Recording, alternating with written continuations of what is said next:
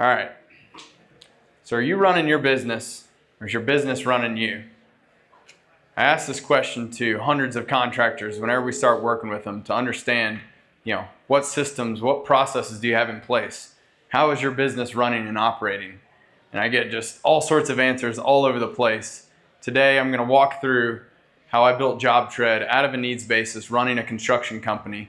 So we're going to dive into some of the things that made the biggest impacts for us when we're building and scaling our business. My name is Eric Fortenberry. I'm the founder and CEO of JobTread. I started my first software company right out of college. Ended up creating software for colleges and universities. We took it to about 650 universities in 13 countries, had over 20 million users on our application. When in 2015 we sold the business. Shortly after that, a buddy of mine was running or actually before that, I ended up basically getting really bored and ended up going and started to help out with my landscaper. She did a lot of outdoor living, decks, pergolas, hardscape type stuff, and ended up going and helping her with her business. And that was really my first time diving into and kind of seeing, a construction business and how they're running. It was total chaos. They literally had papers, binders, like just everything everywhere. The whole thing was run on paper. And I saw a lot of the challenges that she was having managing that business, with all the papers. And so, I originally thought, she wasn't invoicing me because she liked me and I was helping her out, but turns out she was just so unorganized and had no idea, where she was at, who was being invoiced, what was happening, and so I helped her by implementing a software that won't name names right now, but, basically helped her get this software up and running. I saw the impact firsthand on how software helped her to be able to get organized and streamline her business. Now, at the same time, I had a lot of frustrations with that software. Ended up having some things happen where our data kept getting deleted. I had to keep reaching out to support. They ended up basically just telling me to deal with it, which obviously is not a great customer experience. So it was pretty frustrating kind of trying to get this up and running for her. And it was a few months after that, another buddy of mine reached out to me. He was running a construction company. This is more like a GC. And they're much bigger, had about 5 million in revenue, 10 employees, but they were struggling to scale the business. They couldn't break through that glass ceiling there. And so he asked me to come out, take a look at it. And I was like, all right, sure, came out. Literally it's like deja vu all over again, total disarray, the chaos, papers everywhere, binders, literally every day, papers walking in the door with people turning in their timesheets. We got the office is printing off all the, the vendor bills and everything that we're receiving there. It's all going into these binders and these folders that go on the wall. They wait for the project manager to come in. They're going to have to review it, and then they mark up on it, and then someone else typed it into some spreadsheet, and someone else copied it from that spreadsheet to another spreadsheet, and then after that it got copied into Quickbooks. And I literally, my mind almost exploded with inefficiencies here. And so, I told these guys, look, we clearly just need to find some software to help you streamline this business and to help you scale it. And, I certainly didn't want to go back to the software that I'd implemented the first time. So I went back, started looking at everything out there.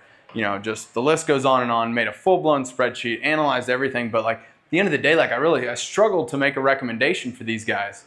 And, they were just like, well, you're a software guy. Can't you just build us something? I was like, hell no. There's no way that I'm going to build you guys some software. You're not in the position to be able to maintain that. I'm not trying to take on a full-time job here either. I was just trying to sort of help them out. And I got to thinking though, is later that night, I'm talking to my wife, I'm just really thinking about the construction industry, how could such a huge industry be lagging in technology? And all of that software out there was super antiquated. It looked like it was going to require a full-time person to implement it, or super expensive. And she's like, well, why don't you build them something? I was like, oh, I don't know. Got to thinking about it more. So I went back the next day, went and talked to the owner. I was like, all right, Cody, I think you're right. I think we should build something.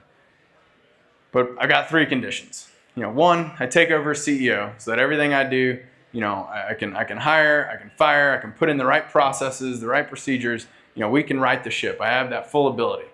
2, everything I build is my intellectual property. So if this has the potential to become my next software company, then I can go do that as well. And 3, I told them I'd give them 1 year. I'd be all in, fully devoted to their business, would show up every single day. So he's like, all right, let's do it. You're hired. Let's make it happen. And so this is where, essentially I started at the very beginning of helping them get organized. I realized that we had information all over the place. I mean, how many of y'all have like one succinct system where you've got all your customers' information, you've got all your vendors, your subs, you've got, all of your job data. I mean, it was just everywhere.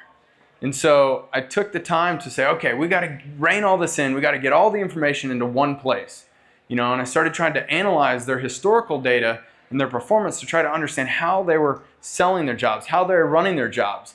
Like my first advice when I went in was like, you guys might as well go to Vegas and roll the dice. Like it was a total crapshoot. They had no idea how much profit they were going to earn from any given job. And it might be like 30, 60, 90 days later before they like get everything in to even figure out if they had a chance of making a profit or not. And so, we put in place, and I started focusing on building out, one place. Let's get all of our customer contacts in one area. Let's get all of our subcontractors, everything that we need to know to track all of the people who are involved in this business. Like, let's just gather one area. And so that's where we first started building out the CRM. But as I got into it further, really trying to understand how they were performing on their jobs, I found out there are really two main reasons that we were falling short. We either misbid the job or we misran the job. And so I ended up starting the very beginning and I started shadowing the estimators. I wanted to figure out, how did they come up with the price? How were they, what was their process? What did it look like? And so I started sitting there and shadowing them.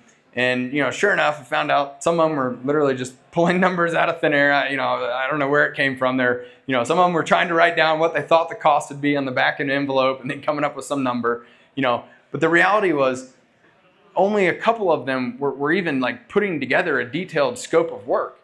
They were, or if they did come up with some sort of a cost figure, they were just marking up the cost by 30%. But we were trying to make 30% profit margin on our job. And so there was only one guy who was the owner who was actually using profit margin to calculate the price. When you take markup and you have your cost and you just mark up your cost, all you're doing is increasing your cost by a factor. But a 30% markup is only going to get you a 23% profit margin. The difference when you use margin to calculate the price is that you're including the profit. You're including that 30% in the price. So this is there's a chart here that kind of shows the difference. As you get larger margins and markups, you're going to see that it really starts to kind of make a bigger and bigger impact the farther out you go. So if you want to sell a job at a 50% profit margin, you have to mark up your cost 100%. So we were literally shooting ourselves in the foot right out of the gate. We had no chance of making a 30% profit margin when we were only marking up our cost by 30%. Is everyone tracking with that? This is probably one of the biggest changes that we made that just had a drastic improvement on how we were pricing our jobs. I immediately had everybody start using 30% profit margin, and just literally overnight our prices went up. We were prepared to get pushback. Maybe people weren't going to buy, who knows what. Not a single customer said a single thing, and that's how I knew we were leaving money on the table and we were underpricing our jobs. Now, the other thing that we ended up doing is building out the first tool in JobTread was the budget builder. And so I realized that instead of the sales guys and the estimators trying to just come up with all these calculations and just back the envelope type stuff, they needed a place to document every single cost that was going to go into that job. So I told them, figure out what is your labor? What materials are we going to need for this job? Are we going to need to pull permits? What equipment? Whatever possible cost you think is going to go into this job, I need it detailed out. And you can figure out what your cost is going to be, and then we'll automatically calculate the price using our 30% profit margin. And so that was all built into this budget tool. Now the interesting thing too is that this not only forced them to start documenting it, but now we started focusing on creating detailed scope of works. Understanding what was going to go into this job was so important because we would get into it with customers and we didn't have the ability to do change orders. It was so unclear what was included and wasn't included in the job because we never wrote it down. We didn't have that detail. We had back and forth communication about it, but again, everyone, I'm sure you all know, message sent is not always message received, right? And then they come back and try to say that you said this, and again, it's just a bunch of finger pointing. So we moved towards creating very detailed scopes of work And then we had professional looking estimates, our proposals. We now were able to give the customer all of that detail in a proposal that they could then sign off on. We had our contract terms in there. I hope all of you are using contracts and have some sort of an agreement with your customer. It is so important. And if you're not, you're just waiting for that one bad job to come along that could literally risk your entire business. So we had the detailed scopes of work. We even gave them the ability to make selections. So instead of haggling us on price, the customer can now have this interactive selection experience where they could choose what they wanted. And if they wanted to upgrade and do more expensive things, great. And that's just upselling our project, and we didn't have to be pushy about it. But the other neat thing about this is that we had very professional, branded proposals. What I found is that customers will buy from people they like and people they trust. And so when you can have that very open and honest, transparent conversation with them and show them exactly what is included and what's not included, have a contract that lays out what happens if some unforeseen circumstance comes about. Are they expecting that you're just going to eat the cost and figure it out, or do they know that there may be a change order? What happens if you give them a proposal and then the cost of that material skyrockets? Do you have a price escalation clause in there? What happens if you start doing work and then they don't pay you? Do you have the ability to stop doing work? Some states you can't because you have entered into an agreement. So you specifically have to have that written into your contract. And so having these contracts was so important, and it helped us to make sure that we didn't get into these sticky situations. And it just helped us be more professional. And then having this budget tool allowed us to very quickly turn around proposals. I mean, how many of y'all have had a contractor come out to your house and then never follow up? You're like following up with them. Like, that is a terrible experience. Don't be that contractor. If you go out to someone's house, or if you have a phone call with someone and you get the information that you need, turn that estimate around. Get it out to them. And I'm not saying just make things up and do it as fast as possible. Make sure you take the time to accurately, build out your budget, but turn that around. People want to work with people who are easy to work with, who are responsive. Give your customers the ability to sign electronically. If you think about it, if you're generating some sort of if you're writing it on paper and giving them a handwritten thing, I mean, that, is a whole other story. But even taking an Excel sheet and generating a PDF, and then you got to send them an email. They got to download it. They got to print it. They got to sign it. Then they got to scan it. They got to re-upload it and attach it and email it back. Like, that whole process is just so many barriers to make it easy to work with. Versus now we could give them a proposal that got sent to them electronically. They click a link, they review it, they sign it, and they're done. We made it so easy for them to become our customer. Or if you're out there in person, just hand them the tablet or whatever you're working on and let them sign it right there. This drastically improved that customer experience. But it also helped to improve the handoff. Because what I found too is, again, our guys could come up with some number, some project, sell it, and then when they handed it off to the project manager's like, how the hell did you come up with that? There's no detail. But now we had that detail. It made that handoff such a better transition. And then when they assigned out the work to the crews or to the subs or whoever was doing it, again, we had so much more information going into every job that was going to help us to execute that job correctly. Now, I will say, just like with the whole, estimating, I said, all right, well, now I got to go figure out how are we running these jobs? And so I started doing, shadowing the project managers. I did ride-alongs with them. I even went out and started, if you guys have ever seen Undercover Boss, I started, showing up at the job sites, just following the crews, figuring out how are we managing these jobs? Like, how come some of our guys can come in and, kind of hit the targets that we were setting for them, and then some of them were just wildly all over the map, whether what they, told us it would cost or how long it would take.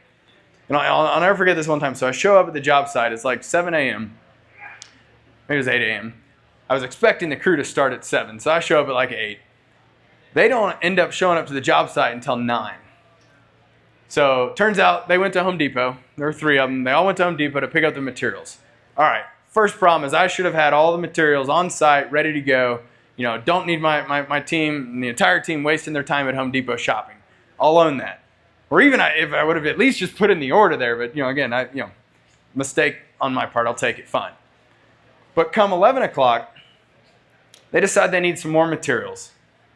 And so, instead of calling the office or calling the project manager, or even just like one guy going back to Home Depot. All three of them went back to Home Depot. So this is like, another 45 minutes or so. They come back, it's around noon, so now it's lunchtime. Okay, so now we got to take another out break. The customer's watching all of this, by the way, scratching his head wondering what is going on. And I kid you not, at 2:30, they decide they need some more material, and they go back to Home Depot, all three of them for a third time. And this is when I realized that we were not aligned with how we were running these jobs. We sold the job with a fixed price, but then we were running the job with a variable cost. We were paying our guys time and material. We were paying them, by the day. And so they had an incentive to drag this out. Apparently it's easier to, walk around Home Depot and inventory their products and, I don't know, spend time in the bath. I have no idea what they were doing. It still boggles my mind. But that's when I realized that they were dragging it out because they had every incentive to. But that meant that there was no way that we were ever going to be able to consistently hit our target profit margin. And so it was at this point, this is when we transitioned from having, the time and material, paying people hourly and daily to having bid requests. So we implemented our bid request feature where now we could transition to having, variable costs to a guaranteed amount. And so now I started sending out a bid request to the various subs and said, hey, I need you to tell me how long this job is going to take and how much you're going to charge me. And so, I started doing that and, usually send it to 2 or 3 of them. And you know what? If they told me it was going to take them 5 days and $10,000, awesome.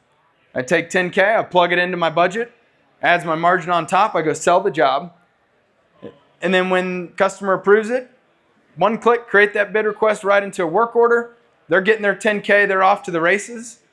And you know what? If they did that job in 3 days, awesome. They're still getting paid that same amount. And they get to move on to the next job. But if that job takes them 7 days, that's on them now. You're still getting what we agreed to. Barring any, again, unforeseen circumstances or change orders or things like that.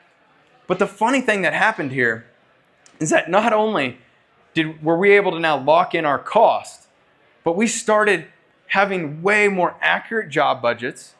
We were able to now see the quality and the speed of the work astronomically shot up. Why? Because they wanted to get the job done the first time now. They didn't want to have to come back out on their own dime and take up their own time. They now understood they're not getting paid anymore, so they just got it done right the first time. And they were checking in along the way, and again, a much better process. When that customer saw that crew leave for the 3rd time, he called me and he was irate, wondering what in the hell is going on? Why are these guys? They're literally doing nothing. All he sees is them coming and going and sitting down, eating lunch, and no work getting done. He's so frustrated. That was a terrible experience for him. And transitioning to this model, it eliminated all of those issues. We were now aligned in how we were going to sell and run this job. And again, using work orders, using purchase orders. This is how we started to control our cost. We now knew, hey, I told you it was 10K. And so when you send in your bill to me, you need to reference that PO number. Every time we wanted to order supplies, we create a work order or a purchase order for that situation so that we knew how much we were committing out of our budget. We started being able to manage our budgets in real time. We can now course correct. If we saw that we were overrunning our budget, we could course correct before it was too late. We could go back to the customer, try to get a change order, go back to the supplier, go back to the sub, the trade, whoever it may be. Hey, what is happening here? This isn't right. Let's fix this now. Before we've already sent the final invoices and we're all done, we can fix it in the middle of the job instead of waiting until it was too late. This one situation I uncovered too. Every time we sold a fencing job in Houston, we were losing 10 to 12%. We were literally paying our customer to put up their fences. And this went on for 6 months. I mean, how could that even happen, right? And at first I suspected there was some sort of fraud or kickback or who knows what, but it turns out we just never updated the price of the material. We were selling the fencing material below what we were paying for it, and we were basically just losing money on every single job. We didn't stop to do the job costing. We didn't stop to analyze, how do we perform on this job? We weren't attributing our cost to the job. So again, implementing some of these systems here and these processes, they helped us to really make sure that we are on budget. And if something ever veers off, we could get it right back on budget and course correct before it was too late. Now, the last thing I had to do was I turned to the back office. And I cannot tell you, holy cow, this is just the most perplexing thing ever. Looking at our accounts receivable, our accounts payable, I literally found we were double paying, people. We were overpaying. We had bills that were being logged to the wrong jobs. It was a total mess. QuickBooks was a disaster for us. Again, QuickBooks is a very generic accounting tool, not set up for construction. And so, yeah, when I started looking at, the whole, vendor billing process and how they were, sending in their bills and ladies just enter it into QuickBooks and just pay it. We had no handle. And so we implemented a process where every single bill that came in required to have the PO number or the work order number, or it was going to be flat out rejected. Just straight up. If it does not reference the PO or the work order number, we just didn't enter it, stop right there. Now, if it did, then what we were able to do is we could compare what did we expect to pay to what was on that bill. If it matched and it was below a certain threshold, then it was automatically approved. Just put it in and pay it in the next bill pay. If it didn't match, or if it was above a threshold, then that required an additional project manager to get involved, to review it, figure out what's going on. But this drastically streamlined the process of managing all of our costs and all the billing coming in. And so it was by implementing this, it was like death by 1,000 cuts. We were just hemorrhaging money all over and had no idea where we were bleeding. And so we were able to start plugging these holes. We were able to start making sure that every single bill we paid was what we expected to pay. Now, when we turn to focus on the invoicing, I kid you not, when I walked into this business, they had over $800,000 of accounts receivable. That's almost $1 million of hard-earned money that we were not focused on collecting. And to make things worse, instead of collecting it, they were literally collateralizing the accounts receivable, going to the bank and borrowing $200,000 lines of credit, one after another. This is insanity. We had already earned that money. So how does this happen? Well, turns out when the work got completed in the field guys, told the back office, said, hey, can you, send them the invoice, or even, progress payments or whatever, just invoice them. So she invoiced them.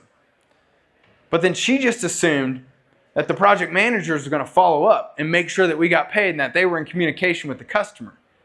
She was already overloaded and overwhelmed with everything, from all the invoicing, all the accounts payable, dealing with everything, that she just didn't realize that the field people had no visibility into whether the invoices were paid or not. They didn't have access to QuickBooks. We don't need a bunch of cooks in that QuickBooks kitchen. They had no idea, and so they both, though, were assuming that the other one was taking care of it.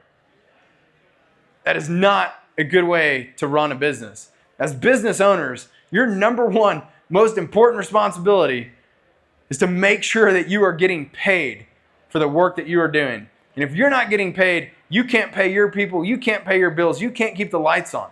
You can't run a business without focusing on that. And that's when I started and we integrated this with QuickBooks, because I realized that we needed to streamline that process. When an invoice gets now created in the field, it automatically gets created in QuickBooks. And when that payment comes in, it automatically gets updated in both places. We now have that visibility in the field and in the back office on what is our open AR, where are we at? When you log into JobTread, front and center, here are your open invoices. Everybody needs to be aware that we need to get paid. And you need to be able to get paid up front and along the way. Do not wait until the end of the job to send the final invoice. Unless it's maybe, a couple $100, maybe a couple $1,000, but on any substantial size job, you need to get a deposit up front, and then you need to have certain milestones, payment schedules. Get paid along the way. But I would never start a job until I know, how are they going to pay me? You're going to pay with credit card? You're going to pay with an ACH? You can pay with a check? I probably don't recommend collecting cash, but again, how are you going to get paid? You need to know that. If you wait till the end of the job and come to find out they don't have a way to pay you, you literally just did all that work for nothing. Or if you wait till the end of the job and then they just, say, oh yeah, this isn't what I expected, and we come up with all these issues, now they start dragging out the whole payment thing. You got to collect up front and then along the way, and then you can use those funds to, again, purchase additional materials, to pay the guys who are working on that job. Like, don't risk it all and wait till the end of the job. So these are kind of like the key areas for this business that I focused on. In that first year, we built out this whole system to manage all that. And I grew them from $5 to $8 million in sales that year. And we increased their gross profit by 43%. 43%. What would y'all do with 43% more profit today? That's right. You could hire more people. You could pay your people more. You could upgrade those equipment and those tools. You get an office, expand your office. You can put more money in your pocket. Like, it was a huge shift for this business. And this is in 2018. Last year, that company did $20 million in sales. It shows that when you implement the right systems, the right processes, and you focus on the key metrics for your business, you can hit your goals. You can scale your business. But if you don't know how you're going to perform on a job, there is no reason to focus on scaling your business. You need to have a well-oiled machine with a strong foundation before you start building on top of it. Otherwise, you're just wasting a whole lot of time, money. Like, you got to make sure that you have a good handle on how you're going to sell your jobs and how you're going to run your jobs and how are you going to get paid for those jobs. And so at the end of that year, as basically I told the guys, hey, it's been a great, 1 year. They were in a much better place from where I found them. But I knew that now I needed to go and create my next software company. And so this is when I recruited some of my developers from my last software company. They came on, rebuilt everything, did a much better job than I did, set it up where we could actually, scale it, sell it to many construction companies. Because what I built was just for that one company. It wasn't scalable. It wasn't going to work for a bunch. And so, we now have the full-blown, construction management software. It helps you to get organized. Helps you to have everything all in one place. It's going to help you to increase your profits. Again, by being organized, by managing your job cost, by accurately pricing your jobs, like, you will increase your profits. And then it's going to just, in general, you're going to build a much better business by having the right tools and systems in place.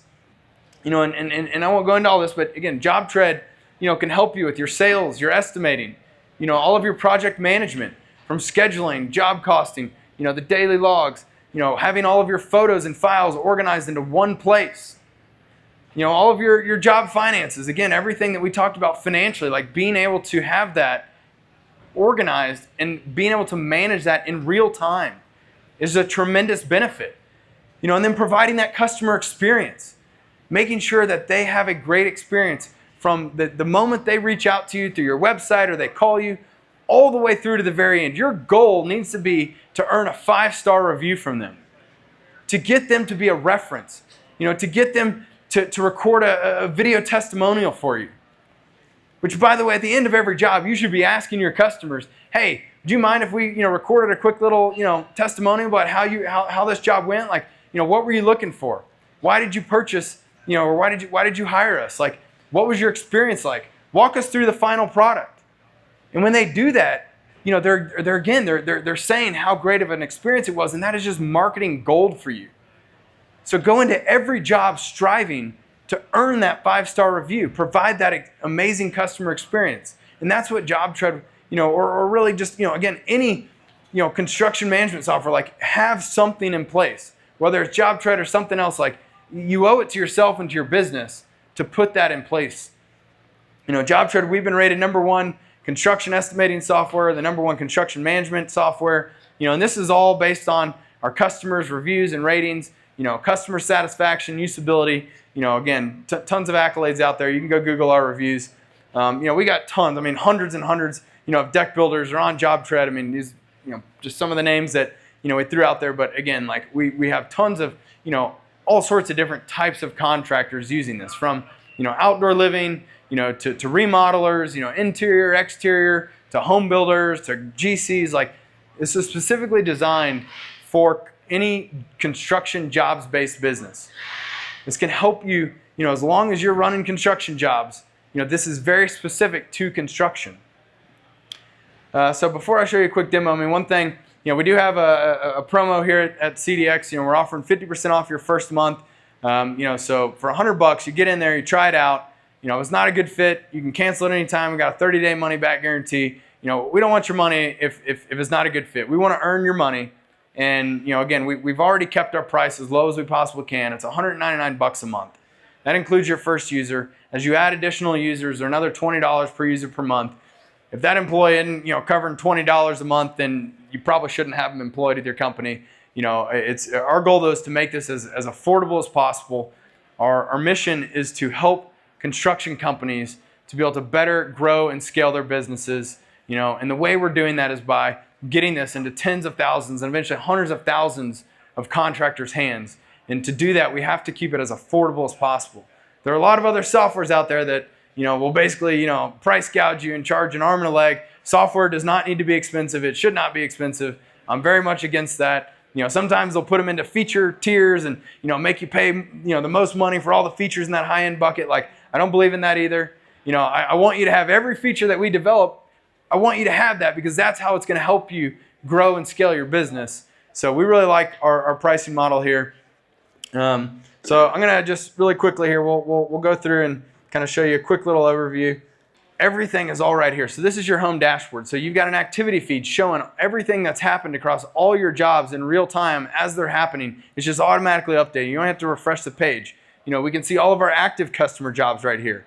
If you have non-active customer jobs, actually let me switch over to our outdoor living. You can have multiple companies on here, a bunch of different types of companies, but again, you can see all of your active jobs. We've got any pending proposals that are out there. We can see those. We've got any of our open invoices. Again, make sure you're getting paid.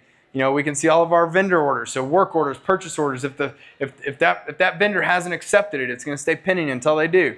All of our bills that we need to review. So this activity feed shows you everything right there at a glance. You can also see here, this is a Gantt chart, across all of our jobs. We can see exactly where they're scheduled to start, where they're going to end. You can come in here and you can actually, open them up and see exactly the details of all of that, where it's all out. It's a great to-do list, just to help you manage all of your work.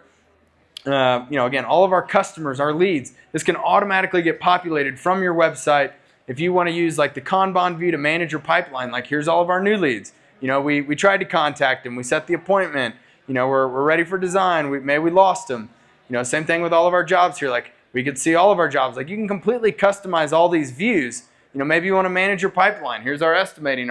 We've sent these proposals. We've got our contract signed. We lost it. Like, whatever it may be. Maybe you want to look at it by the status. Maybe you want to look at it by the project manager. Like, this is all completely customizable.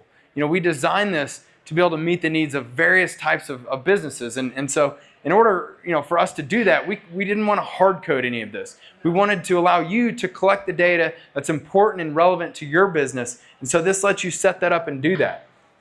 If we come over here, we'll just come take a look at this job we've already run. So this is an example of a job that we ran here. So you can see we've got basically approved price $40,000. This is what the customer agreed to pay us.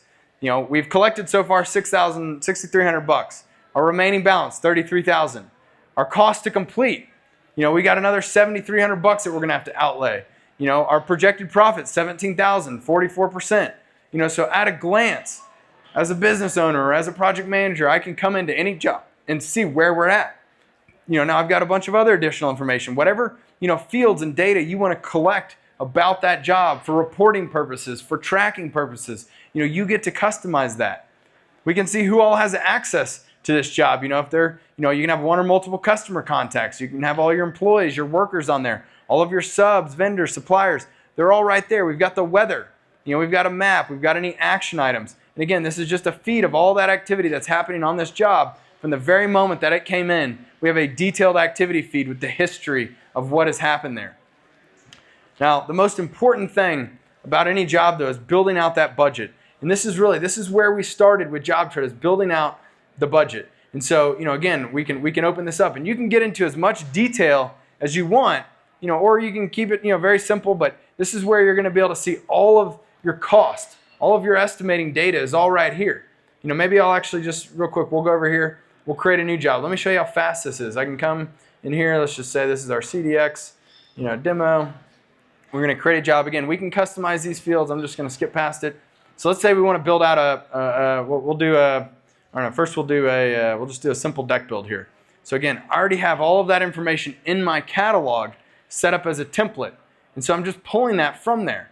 And so you can see as I open it up, like maybe I need to get in here and, maybe we don't need a permit. We could zero that out. Maybe we need, 2 days of dump fees. Maybe this is going to be 400 square feet. Like I can come in just like in Excel. We can come in, we can make any modifications, whatever it may be.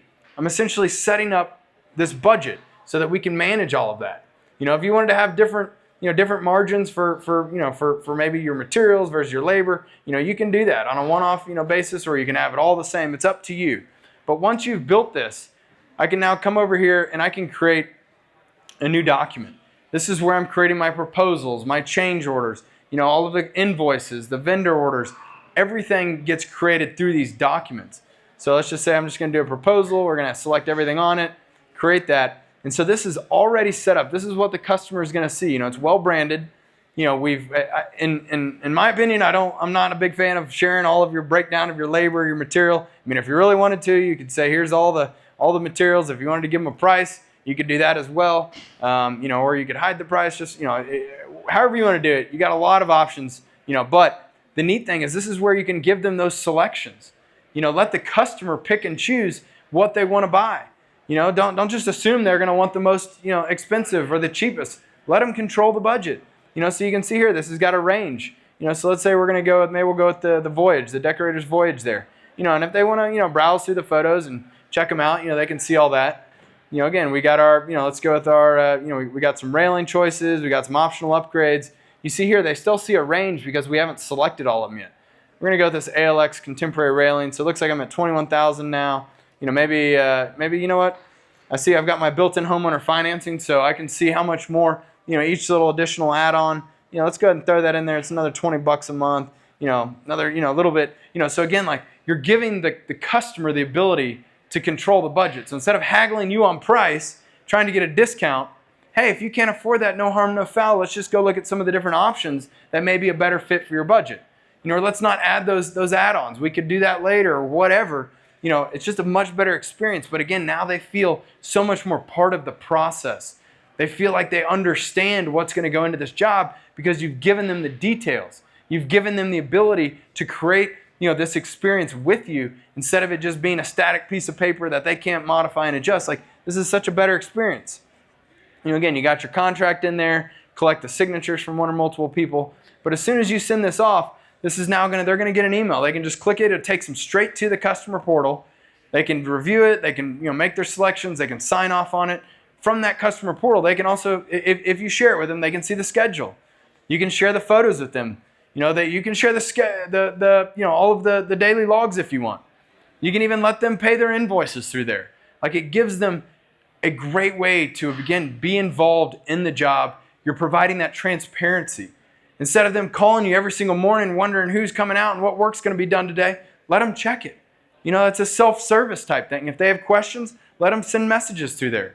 And you can archive all of that communication all in one place.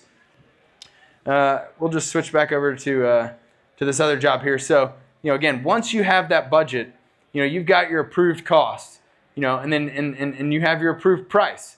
They've agreed to pay you this. That established the budget for this job. If they didn't select something, then there is no approved cost, there's no approved price, like just remove it. You're not going to do that. Whatever they selected is what you're going to focus on and execute. And then you can see as you're running this job, again, we might want to have all of this information in one spot so we can see what our budget was. As we're issuing POs, we're committing out of our budget. So we can see in real time. You don't have to wait for that bill 30, 45, 60 days later. You can see right now, hey, looks like we're going to run over budget here. So what can I do today to fix that? And then when the bills come in, again, any one of these line items, like anything red, we can come in and say, okay, I see we had $320. My work order is $320, but the bill came in at $350. We're throwing the flag as early as possible by showing you where you're overrunning your budget. Don't just let that go. You got to figure out why that happened. And even if you can't fix it on this job, fix it for the future jobs. Don't keep making the same mistake over and over and over again. It's like the definition of insanity, like doing the same thing and expecting a different outcome. You have to be able to learn and take the time to understand your performance. If you got guys clocking in and out, you can see how many hours they put on everything. This is going to help you understand your production rates. How long does it take you to demo a deck? How long does it take you to build the frame? How long does it take you to do any given task? Like, understand your production rates is going to help you improve your estimating.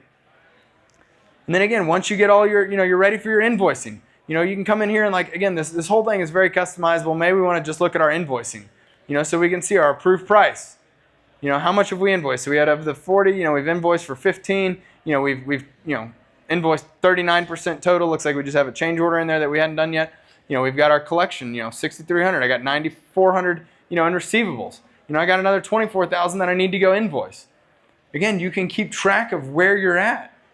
And so it's just so important that you take the time to do that. Or maybe you just want to analyze your profits. Let's see how we're tracking. Again, you want to get super detailed? You want to understand where you're getting, or just look at it on a high level? You have so much ability to come in here and to do that. You can even group this up by cost type. Maybe you want to look at your labor versus your material versus your subcontracts, whatever it is. You can see how you're performing on any one of these different things within your budget. Having the data, though, is what's going to help you to make more informed decisions. Other than the financials, again, we've got the whole scheduling. This is where you can import from your schedule template to quickly build out those schedules. Assign it out to your guys. If something comes up, maybe we need to shift everything. Cool, we can shift it. You can lock the dependencies between the two. You can make updates. You can attach photos. Have checklists, all sorts of ways to, again, help you manage the details of these projects. You may just be running a couple jobs today.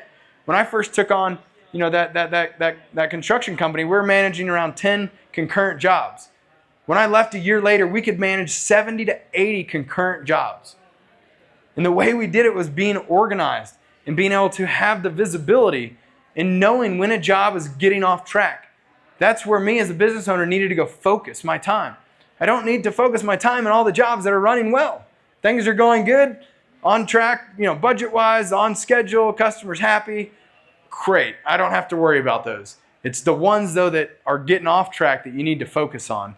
And so that's how we were able to scale that. Again, daily logs. I told my guys, do not step foot off this job site if you want to get paid today. You must upload your photos, your daily logs, and you can customize this form. But you need to be able to see, what did they work on today? What progress was made? That, again, I was able to spot issues so much faster. We had this one project where we had a customer had a big old ranch, brought us out. He had 3 or 4 barns, big old barns on his property. And we needed to replace the barn doors of one of the buildings.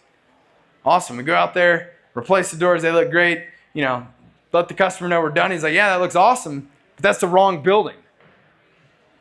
We literally did all that work for nothing. And we could have spotted that early on if we, again, had the before photos, if we would have shared them with the crew. If they would have showed us pictures along the way, I would have immediately been able to see that from the photos, but we didn't have a system in place to help us manage from afar. You shouldn't have to be on the job site babysitting every single job. Leverage videos, leverage photos. Same thing with all the time tracking. You can see exactly where people are spending their time, clocking in, clocking out. All the files, photos. I cannot tell you enough how important it is that you go and before every single job, never start a job unless you have collected before photos. Do not start work on anybody's property until you have documented the before state. I cannot tell you the number of times I have heard horror stories where the contractor or the customer comes back, way after the job saying, you screwed up this. And they're like, we didn't even touch that. We weren't even in the vicinity of that. But if you don't have your documentation before, during, and after, then it's very hard to defend yourself. Again, we're going to have finger pointing. Take all of this information and put it into one place. You have no idea when they're going to come back with some warranty claim or some lawsuit or who knows what. You got to take the time to get all those photos. Don't just leave them on your crew's phones. Don't leave them in text messages. Don't just leave them in Google Drive and Dropbox and emails. Like, get it all organized. Have them right here while they're on the job site. Pull up their phone. Take a photo. It's like literally in real time. You can see back in the office what's happening. I mean, I can pull up my phone right now. We can be over here just on whatever job, and I can say, hey, I'm gonna take a photo. We're gonna upload it. We'll just get it of you guys over here. And so like back in the office, even though I'm out at the job site, I'm uploading this information, and in real time they see what's going on. I got visuals. This helps me manage from afar. So yeah, again, we got photos. I mean, again, we got some reporting here. I think that one of my favorite features is the photos. So back over here, if we look, this is the files and photos from across all your jobs. You can literally in one place just scroll and see every single photo that you've ever done. But maybe you're talking to a prospect and you just want to pull up your phone or your tablet or wherever it is, and you just want to show them the completion photos. Now we can go through and just kind of all the ones that you tagged with completion, you can quickly show them that. You are organized. You've got it right there. You can be so much more responsive. All sorts of reports, a bunch of, again, the catalog is in here to keep track of all that. One other thing I will just, while I have an extra second here. So right after I took over this business, we got audited by our insurance provider. And they said, hey, we want to see all of your subs' certificates of insurance from the previous 12 months before we're going to renew your policy. Okay, cool, yeah, let me go ask the office lady, hey, can you pull all this together? She goes, well, we collected it when they started work, but we didn't always get the update every year. If they turned it in, we would have it, but maybe we wouldn't. Like, we literally got fined $35,000 for additional liability that we took on because we didn't have their certificate of insurance. Even though there was no theft, no damage, no death, no accidents, like nothing bad happened.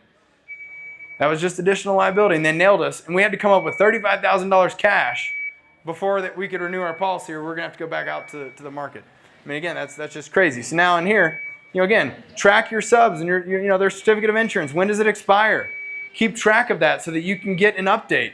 Get notified. Make sure that you're collecting that from them. It's not going to cost you anything. It's up to them. It's their business. They need to provide that with you. But make sure that you have that. All right. So, anyways, I think that's probably enough of my demo here. Definitely happy to show anyone more. We've got. So if you'd like to learn more, you can scan that QR code. We're also right out there over at the booth. We'd be happy to walk you through the product.